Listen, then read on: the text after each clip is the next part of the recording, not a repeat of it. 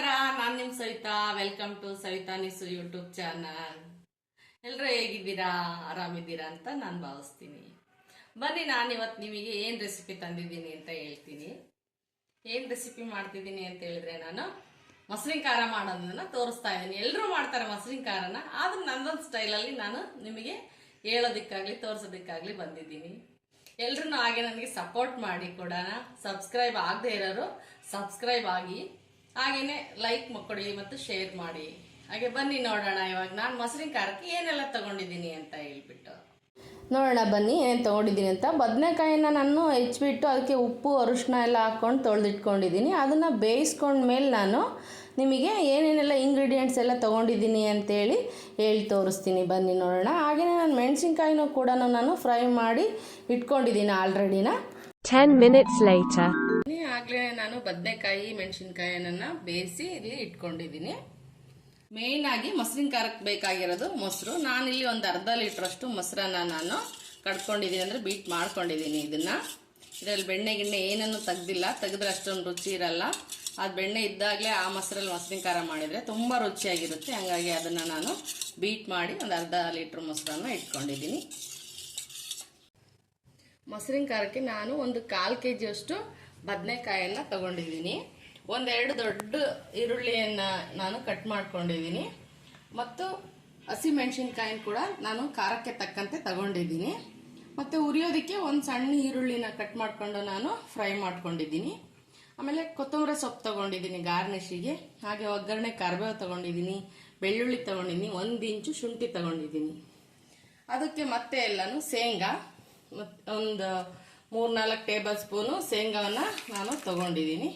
ಹಾಗೆಯೇ ಅದನ್ನೆಲ್ಲ ಫ್ರೈ ಮಾಡಿ ಆಗಲೇ ಇಟ್ಕೊಂಡಿದ್ದೀನಿ. ಮತ್ತು ಕಡಲೆ ಕೂಡ ನಾನು 2 ಸ್ಪೂನನ್ನು ತಗೊಂಡಿದ್ದೀನಿ. ಒಂದು ಸಣ್ಣ ಬೌಲಲ್ಲಿ 1 ಬೌಲು ಕೊಬ್ಬರಿ, ಡ್ರೈ ಕೊಬ್ಬರಿಯನ್ನು ತಗೊಂಡಿದ್ದೀನಿ ನಾನು. ಒಗ್ಗರಣೆಗೆ ಸಾಸಿವೆ, ಜೀರಿಗೆ ಮತ್ತು ಅರಿಶಿನ, ಸ್ವಲ್ಪ ಹಿಂಗೆ ತಗೊಂಡಿದ್ದೀನಿ. ಹಾಗೆ ರುಚಿಗೆ ತಕ್ಕಷ್ಟು ಉಪ್ಪನ್ನು ಹಾಕ್ತಾ ಇದ್ದೀನಿ. ಬನ್ನಿ ಇದನ್ನೆಲ್ಲ ಸೇರಿಸಿ ನಾವು ಮೊಸರಿನ ಸಾರನ್ನ ಮಾಡೋಣ, ಅಥವಾ ಮೊಸರಿನ ಖಾರವನ್ನ ಮಾಡೋಣ. ಒಗ್ಗರಣೆಗೆ ಬಾಣಲೆ ಇಟ್ಕೊಂಡಿದ್ದೀನಿ. ಇವಾಗ ಆಯಿಲನ್ನು ಹಾಕೊಳ್ಳೋಣ.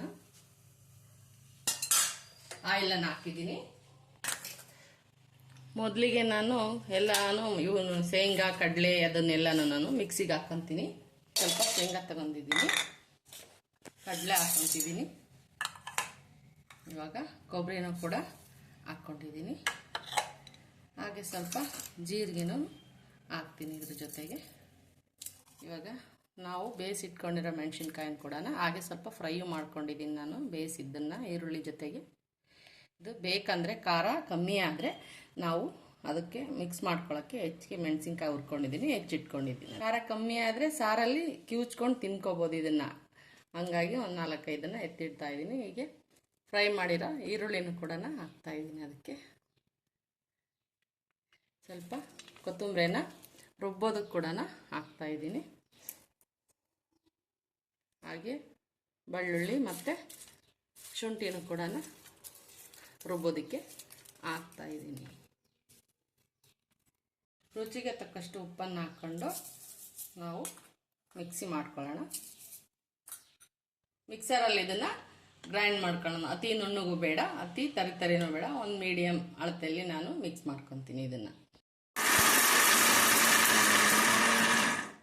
ನೀರನ್ನು ಸೇರಿಸ್ಬಿಟ್ಟು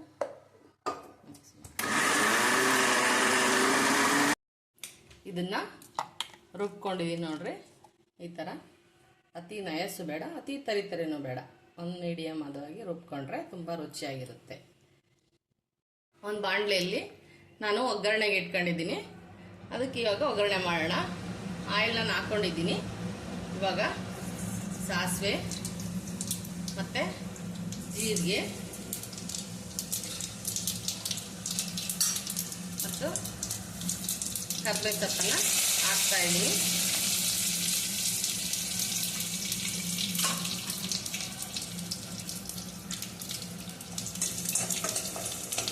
ಇವಾಗ ಇದಕ್ಕೆ ಈರುಳ್ಳಿನೂ ಕೂಡ ಸೇರಿಸ್ತೀನಿ. ಡೀಪ್ ಫ್ರೈ ಮಾಡ್ಕೋಬಾರ್ದು ಇದನ್ನು. ಬಾಯಿಗೆ ಈರುಳ್ಳಿ ಸಿಗಬೇಕು, ಸ್ವಲ್ಪ ದಪ್ಪವಾಗಿ ಹೆಚ್ಕೋಬೇಕು ನಾವು ಈರುಳ್ಳಿನ. ಸಣ್ಣಕ್ಕೆ ಹೆಚ್ಕೊಂಡ್ರೆ ಸ್ವಲ್ಪ ಫ್ರೈ ಮಾಡಿದ ತಕ್ಷಣ ಅದು ಕರಗೋಗ್ಬಿಡುತ್ತೆ, ಮೆಲ್ಟ್ ಆಗುತ್ತೆ. ಹಾಗಾಗಿ ಸ್ವಲ್ಪ ದಪ್ಪವಾಗಿ ಹೆಚ್ಕೊಂಡಿದ್ದೀನಿ. ಹಾಗೆ ಇವಾಗ ನಾನು ರುಚಿಗೆ ಸ್ವಲ್ಪ ಮೆಣಸಿನ್ಕಾಯಿ ಕಿವುಚಕ್ಕೆ ಇಟ್ಕೊಂಡಿದ್ನಲ್ಲ ಅದನ್ನು ಕೂಡ ಅದರೊಳಗೆ ಹಾಕ್ತಾ ಇದ್ದೀನಿ. ಮತ್ತು ಬದನೆಕಾಯನ್ನು ಕೂಡ ನಾನು ಸ್ವಲ್ಪ ಅರಿಶಿನ ಮತ್ತು ಉಪ್ಪನ್ನು ಹಾಕಿ ಬೇಯಿಸ್ಕೊಂಡಿದ್ದೆ ನೋಡಿ. ಸ್ವಲ್ಪ ಇದು ಕನಿ ಬರಬಾರ್ದು ಅಥವಾ ಕಪ್ಪಗೆ ಆಗುತ್ತೆ ಬದನೆಕಾಯಿ ಅಂತ ಹಾಕ್ಕೊತೀನಿ ನಾನು ಮಾಡಿದ್ದು. ಇವಾಗ ಇದನ್ನು ಕೂಡ ನಾನು ಸ್ವಲ್ಪ ಕೈಯಲ್ಲೇ ಸ್ಮ್ಯಾಶ್ ಮಾಡಿ ಇದಕ್ಕೆ ಹಾಕ್ಕೊತೀನಿ, ರುಚಿ ಬಿಟ್ಕೊಳ್ಳುತ್ತೆ ಅಂತ ಅನ್ನೋ ಉದ್ದೇಶಕ್ಕೋಸ್ಕರ. ಈ ಥರ ಸ್ಮ್ಯಾಶ್ ಮಾಡಿಬಿಟ್ಟು ನಾವು ಸ್ವಲ್ಪ ಹಾಕ್ಕೊಂಡ್ರೆ ಚೆನ್ನಾಗಿರುತ್ತೆ. ಮಿಕ್ಸಿ ಒಳಗೆ ಹಾಕ್ಬಿಟ್ರೆ ತುಂಬ ನುಣ್ಣಗಾಗ್ಬಿಡುತ್ತೆ. ಹಾಗಾಗಿ ಸ್ವಲ್ಪ ಕೈಯಲ್ಲೇ ಇಟ್ಕೋಬೇಕು. ಹಿಂಗೆ ಕೈಯಲ್ಲಿ ಕಿವುಚಿದ್ರೇ ಇದಕ್ಕೆ ರುಚಿ ಜಾಸ್ತಿ ಇರುತ್ತೆ. ಹಂಗಾಗಿ ನಾನು ಸ್ವಲ್ಪ ಸ್ಮ್ಯಾಶನ್ನು ಮಾಡ್ಕೊತಾ ಇದ್ದೀನಿ. ಇವಾಗ ಇದಕ್ಕೆ ಸೇರ್ಸೋಣ.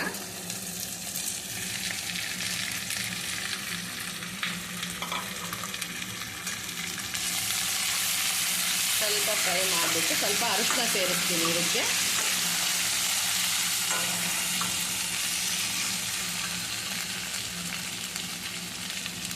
ಸ್ವಲ್ಪ ಅರಿಶಿನ ಕೂಡ ಹಾಕ್ತಾ ಇದ್ದೀನಿ.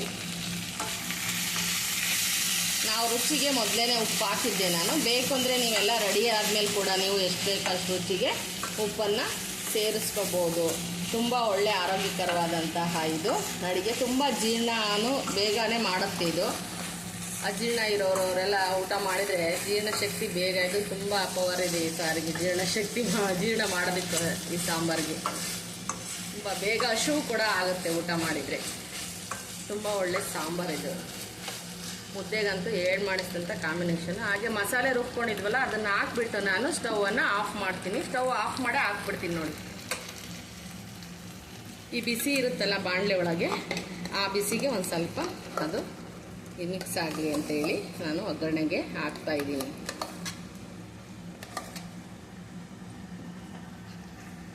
ಇವಾಗ ಇದಕ್ಕೆ ಮೊಸರನ್ನ ಸೇರಿಸೋಣ.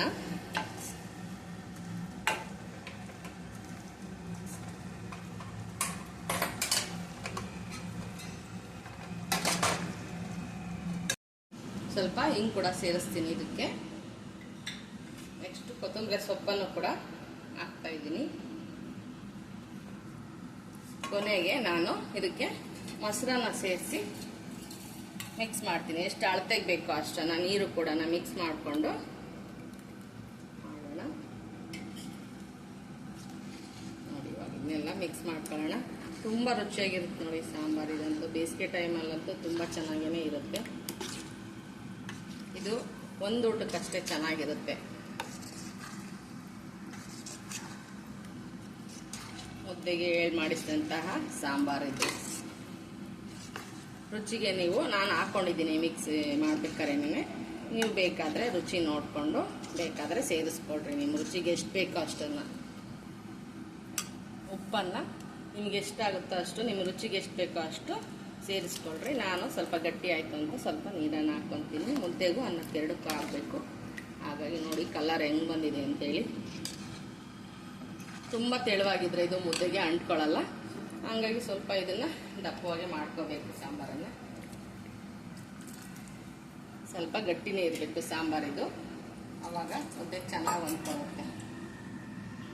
ಕೆನೆ ಭರಿತವಾಗಿ ಮಾಡಬೇಕು ಮಸ್ಲಿನ ಖಾರ. ಇದನ್ನು ಕೆನೆ ತೆಗೆದು ಮಾಡಿದರೆ ಅಷ್ಟು ಸ್ವಾದಿಷ್ಟವಾಗಿ ಇರೋದಿಲ್ಲ.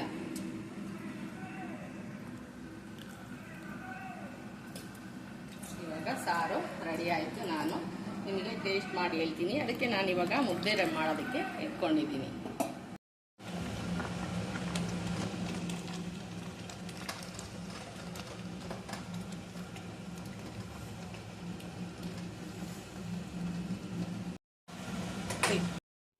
ಬನ್ನಿ ಇವಾಗ ಸಾಂಬಾರು ಹೇಗಾಗಿದೆ ಅಂತ ಹೇಳಿ ಟೇಸ್ಟ್ ಮಾಡಿ ಹೇಳ್ತೀನಿ ನಿಮಗೆ.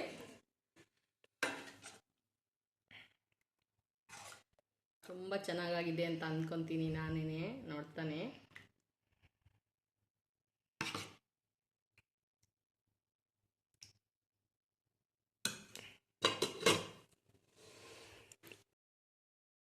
ಟೇಸ್ಟ್ ಮಾಡೋಣ. ನಿಮ್ಮನ್ನು ಬಿಟ್ಟೆ ನಾನು ಊಟ ಮಾಡ್ತಾ ಇದ್ದೀನಿ.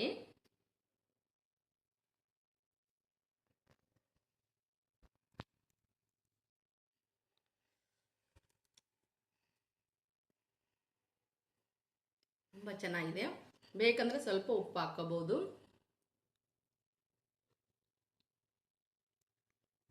ಸೂಪರಾಗಿ ಬಂದಿದೆ ನೋಡ್ರಿ. ತುಂಬ ಒಳ್ಳೆ ರೆಸಿಪಿ ಇದು ಮೊಸರಿನ ಖಾರ. ಎಲ್ಲರಿಗೂ ತುಂಬ ಇಷ್ಟವಾಗೋಂಥ ಸಾಂಬಾರಿದು.